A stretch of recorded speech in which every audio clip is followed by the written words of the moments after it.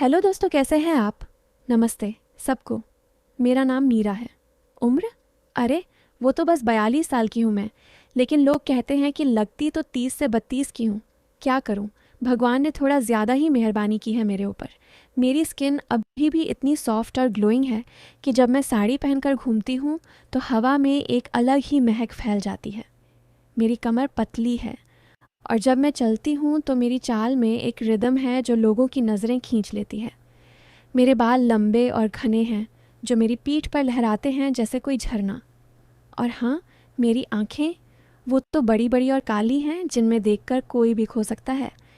मैं एक साधारण घरेलू औरत हूँ, लेकिन कभी कभी खुद को आईने में देखती हूँ तो सोचती हूँ कि जीवन में थोड़ा और मसाला होता तो मज़ा आता। खैर, आज मैं तुम्हें अपनी एक कहानी सुनाने वाली हूँ। ये कहानी मेरी और मेरे दामाद की है। दामाद का नाम है रोहन। वो मेरी बेटी का पति है, लेकिन हमारे बीच की बॉन्डिंग थोड़ी अलग है, शुरू से ही। तो चलो शुरू करते हैं। ये बात उस समय की है जब मेरी बेटी, जिसका नाम है नेहा, की शादी हुई थी।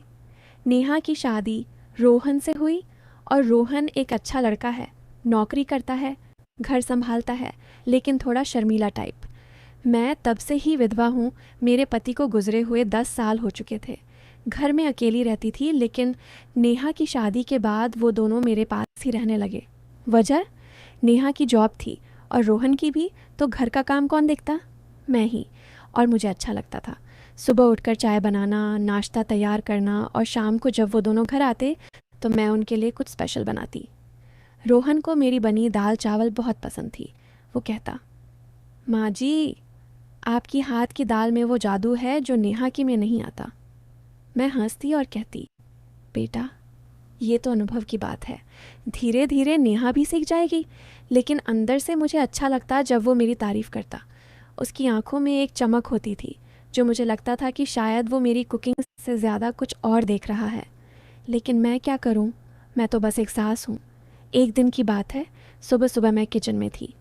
नेहा काम पर चली गई थी क्योंकि उसकी शिफ्ट जल्दी थी। रोहन अभी सो रहा था। मैंने सोचा आज उसे स्पेशल ब्रेकफास्ट बनाऊं। मैंने परांठे बनाने शुरू किए, गर्म गर्म आलू के परांठे, ऊपर से मक्खन लगाकर। किचन में गर्मी थी क्योंकि गैस जल रही थी, और मैंने साड़ी पहनी हुई थी जो थोड़ी पतली थी, गर्मियों की। पसीना आ रहा था तो मैंने अपनी साड़ी का पल्लू थोड़ा साइड किया ताकि हवा लगे। तभी रोहन उठकर आया। वो शर्टलेस था, सिर्फ पजामा पहने, क्योंकि गर्मी थी। उसकी बॉडी फिट थी, जिम जाता था वो किचन में आया और बोला, माँ जी, ये क्या खुशबू है, लगता है आज कुछ स्पेशल है। मैं मुड़ी और हंसी।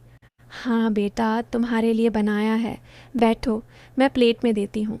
लेकिन जैसे ही मैं मुड़ी, मेरा पल्लू थोड़ा सरक गया और मेरी ब्लाउज़ की नेकलाइन से थोड़ा कुछ दिखा। मैंने जल्दी से ठीक किया, लेकिन रोहन की नज़र वहाँ रुक गई थी 1 सेकंड के लिए। वो हंसा और बोला, माँ जी, आपकी ये साड़ी बहुत अच्छी लग रही है, रंग आप पर सूट करता है। मैंने सोचा ये तो तारीफ़ है, लेकिन उसकी आवाज़ में कुछ था जो डबल मीनिंग लग रहा था। मैंने कहा, धन्यवाद बेटा, लेकिन तुम जाओ, फ्रेश होकर आओ। वो चला गया, लेकिन मेरे मन में ख्याल आया कि कहीं वो मेरी तरफ आकर्षित तो नहीं हो रहा। नहीं नहीं, मैंने खुद को डांटा, वो मेरा दामाद है। फिर दिन बीता। शाम को नेहा आई, हम तीनों ने साथ डिनर किया। रोहन ने फिर मेरी कुकिंग की तारीफ़ की। नेहा हंसी, मम्मी, रोहन तो आपका फ़ैन हो गया है, कहता है आपकी रोटियां इतनी सॉफ्ट हैं कि मुंह में घुल जाती हैं। मैंने हंसकर कहा, अरे वो तो बस ऐसे ही कहता है। लेकिन रोहन ने आंख मारकर कहा, नहीं माँ जी, सच में आपकी हर चीज़ में एक स्वाद है जो अलग है। अब ये हर चीज़ सुनकर मुझे लगा कि शायद वो कुछ और मतलब निकाल रहा है। मैंने टॉपिक चेंज किया। अच्छा, कल क्या प्लान है तुम दोनों का? नेहा बोली, कल संडे है, हम घर पर ही रहेंगे। रोहन बोला, हाँ, और माँ जी, अगर आप कहें तो मैं आपको मसाज दूँ। मतलब आप पूरे दिन काम करती हैं, थक जाती होंगी। नेहा हंसी, अरे वाह, अच्छा आइडिया, मम्मी ले लो ना, रोहन की मसाज बहुत अच्छी है। मैंने सोचा, मसाज दामाद से? लेकिन नेहा कह रही है तो ठीक है। मैंने हामी भरी, ठीक है, अगर समय मिला तो। लेकिन अंदर से दिल धड़क रहा था, कहीं ये कुछ और तो नहीं। अगला दिन संडे था। सुबह हम सब लेट उठे। मैंने चाय बनाई और हम बालकनी में बैठे। बाहर का मौसम अच्छा था, हल्की ठंडी हवा। रोहन बोला, माँ जी चाय पीकर मसाज करवाओ ना। नेहा तुम तैयार करो कमरा। नेहा हंसी और बोली, हाँ मम्मी लेट जाओ बेड पर, मैं ऑयल लाती हूँ। मैं थोड़ा हिचकिचाई लेकिन गई। कमरे में मैं लेट गई, पेट के बल। साड़ी पहनी थी लेकिन ब्लाउज पीछे से ओपन टाइप था। रोहन आया, हाथों में ऑयल। नेहा भी थी वहाँ। रोहन ने मेरी पीठ पर ऑयल लगाया और धीरे धीरे दबाना शुरू किया। उसके हाथ मजबूत थे और दबाव सही था। मैंने कहा, बेटा अच्छा लग रहा है। वो बोला, माँ जी आपकी स्किन कितनी स्मूथ है, नेहा से भी बेहतर। नेहा हंसी। अरे जलन हो रही है मुझे। लेकिन रोहन के हाथ जब मेरी कमर की तरफ गए तो मुझे लगा जैसे कुछ दौड़ गया। वो धीरे धीरे दबा रहा था और कह रहा था, यहाँ टेंशन है माँ जी, मैं अच्छे से खोल दूंगा। सुनकर मेरे मन में अजीब ख्याल आया। मैंने नेहा की तरफ देखा, वो फ़ोन में व्यस्त थी। मसाज 20 मिनट चली और ख़त्म होने पर मैं उठी। रोहन बोला, कैसा लगा माँ जी? मैंने कहा, बहुत अच्छा, थैंक यू। लेकिन उसकी आंखों में एक मुस्कान थी जो मुझे लगा कि वो कुछ और सोच रहा है। फिर दिन गुजरते गए। रोहन अब ज़्यादा घर पर रहने लगा क्योंकि उसकी जॉब से छुट्टी थी। नेहा काम पर जाती और मैं और रोहन घर पर। हम बातें करते। एक दिन मैं लिविंग रूम में सोफे पर बैठी थी, किताब पढ़ रही थी। रोहन आया और मेरे पास बैठ गया। बोला, माँ जी आप अकेले रहती थी पहले, बोर नहीं होती थी?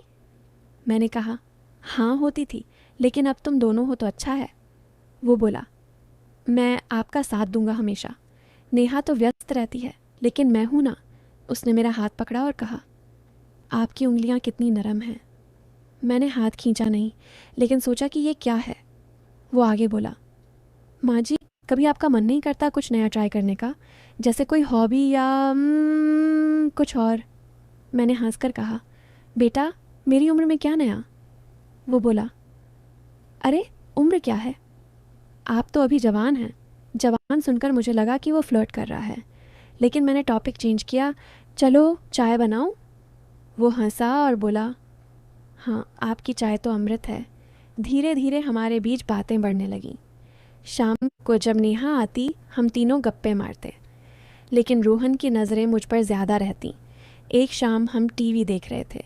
कोई मूवी चल रही थी जिसमें एक सास दामाद की फ़नी स्टोरी थी।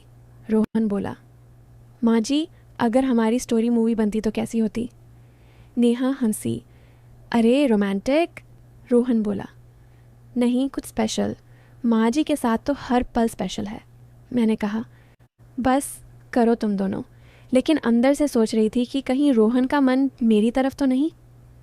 सस्पेंस बढ़ रहा था। मैं रात को सोचती कि अगर कुछ हुआ तो नेहा क्या कहेगी, लेकिन कुछ नहीं हुआ, बस बातें। फिर एक दिन रोहन ने कहा, माँ जी मैं आपको एक सरप्राइज़ दूंगा। मैंने पूछा, क्या? वो बोला, कल बताऊंगा। अगले दिन वो घर आया हाथ में एक पैकेट लेकर। नेहा भी थी। पैकेट खोला तो उसमें एक साड़ी थी, रेड कलर की, सिल्की। बोला, माँ जी ये आपके लिए, पहन कर देखो। नेहा बोली, हाँ मम्मी पहनो। मैं कमरे में गई, साड़ी पहनी। वो फिट थी, मेरी फिगर पर सूट कर रही थी। बाहर आई तो रोहन की आंखें चमक गईं। बोला, वाह माँ जी आप लग रही हो जैसे कोई हीरोइन। उसकी तारीफ में कुछ था जो मुझे लगा कि वो मेरी बॉडी स्कैन कर रहा है। मैंने कहा, थैंक यू बेटा। लेकिन वो बोला, माँ जी घूम कर दिखाओ ना। मैं घूमी और मेरी साड़ी का पल्लू हल्का सरका। वो हंसा और बोला, परफेक्ट। नेहा खुश थी, लेकिन मुझे लगा कि रोहन का इंटेंशन कुछ और है। दिन बीतते गए। अब रोहन मुझे छोटी छोटी मदद करता। जैसे किचन में जब मैं कुछ ऊपर से निकालती वो पीछे से आकर मदद करता और उसके शरीर का टच होता। एक बार तो उसके हाथ मेरी कमर पर लग गए। वो बोला, सॉरी माँ जी। लेकिन उसकी मुस्कान कह रही थी कि इंटेंशनल था। मैंने कुछ नहीं कहा, लेकिन मन में सवाल थे। क्या वो मुझे लुभा रहा है? क्या कुछ होने वाला है? नेहा को शक नहीं था। वो खुश थी कि रोहन मेरी केयर करता है। फिर एक रात की बात है। नेहा की तबीयत ख़राब थी, वो जल्दी सो गई। मैं और रोहन लिविंग रूम में बैठे बातें कर रहे थे। रात के 11 बज रहे थे। वो बोला, माँ जी आपकी लाइफ में कभी कोई स्पेशल था शादी के बाद? मैंने कहा, नहीं बेटा, पति के गुजरने के बाद अकेली ही। वो बोला, तो अब मैं हूँ ना, मैं आपका स्पेशल बन सकता हूँ। स्पेशल सुनकर मेरे कान खड़े हो गए। क्या मतलब? वो आगे बोला, मतलब आपका बेस्ट फ्रेंड। मैंने राहत की सांस ली, लेकिन उसकी आंखों में कुछ और था। वो करीब आया और बोला, माँ जी, अगर आप कहें तो मैं आपके लिए कुछ भी कर सकता हूँ। मैंने कहा, बेटा बस ऐसे ही साथ दो। लेकिन वो बोला, हाँ साथ तो देना ही है, क्लोजली। क्लोजली में डबल मीनिंग था। मैं उठी और बोली, अब सो जाओ। लेकिन रात भर सोचती रही कि कहीं ये रिश्ता गलत दिशा में तो नहीं जा रहा। ऐसे ही हफ्ते गुजर गए। रोहन की तारीफ़ें, उसका टच, उसकी बातें, सब कुछ सस्पेंस क्रिएट कर रहा था। मुझे लगता था कि कभी भी कुछ हो सकता है, लेकिन मैं रोकती थी खुद को। नेहा खुश थी, घर में हंसी मजाक था। एक दिन रोहन ने कहा, माँ जी चलो हम दोनों मिलकर एक गेम खेलें। मैंने कहा, कौन सा? वो बोला, ट्रुथ और डेयर। नेहा नहीं है तो बस हम दो। मैं हिचकिचाई लेकिन खेली। ट्रुथ में उसने पूछा, माँ जी आपकी कोई सीक्रेट विश? मैंने कहा, बस बस खुश रहना। फिर उसकी बारी, डेयर। मैंने कहा, मुझे हक दो। वो उठा और मुझे टाइट हक किया। उसका शरीर मेरे खिलाफ दबा और मैंने महसूस किया उसकी गर्मी। वो बोला, माँ जी आपकी बॉडी इतनी वार्म है। मैं अलग हुई, लेकिन दिल तेज़ धड़क रहा था। क्या ये मोमेंट है? लेकिन खेल ख़त्म हुआ, कुछ नहीं हुआ। फिर धीरे धीरे बातें और गहरी होने लगीं। रोहन मुझे अपनी पर्सनल बातें बताता, जैसे उसकी नेहा के साथ इंटीमेसी। वो बोला, माँ जी नेहा थोड़ी शर्मीली है, लेकिन आप तो एक्सपीरियंस्ड हैं, कोई टिप? मैंने कहा, बेटा ये बातें नेहा से करो। लेकिन वो बोला, आपसे शेयर करने में क्या हर्ज, आप मेरी सास नहीं फ्रेंड हो। मैंने कुछ टिप्स दिए, लेकिन सोच रही थी कि वो मुझे टेस्ट कर रहा है।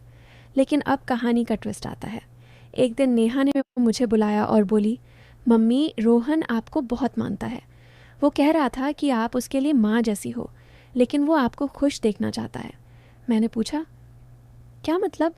नेहा बोली, असल में रोहन का एक फ्रेंड है, अंकल टाइप, विधुर। रोहन सोच रहा है कि आपकी उनसे शादी करवा दें। वो आपकी तारीफ़ करता था इसलिए कि वो देख रहा था कि आप अकेली हैं और वो आपको सेटअप करना चाहता था। उसकी सारी बातें, तारीफ़ें सब उस अंकल को इम्प्रेस करने के लिए थी। वो आपको बताना चाहता था लेकिन शर्माता था। मैं स्तब्ध रह गई। तो सारी बातें, रोहन आया और बोला, माँ जी सॉरी अगर कुछ गलत लगा, मैं बस आपको खुश देखना चाहता हूँ। वो अंकल बहुत अच्छे हैं। मैं हंसी और बोली, बेटा मैं खुश हूँ तुम्हारे साथ, लेकिन धन्यवाद सोचने के लिए। और उस दिन से सब क्लियर हो गया। रोहन मेरे लिए बेटा ही था और उसकी केयर प्योर थी।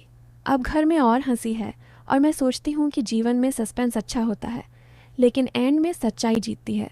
लेकिन असल में ये प्योर लव की स्टोरी है, फैमिली लव की। और हाँ, मैं अब भी वैसी ही हूँ, लेकिन अब खुश हूँ कि रोहन जैसा दामाद मिला। कभी कभी ज़िंदगी में कुछ महसूस होता है जो बाद में कुछ और निकलता है, परंतु अंत भला तो सब भला। दोस्तों अगर आपको ये कहानी अच्छी लगी तो चैनल को सब्सक्राइब करें, शेयर करें और वीडियो को लाइक करें, शेयर करें। Thanks for watching.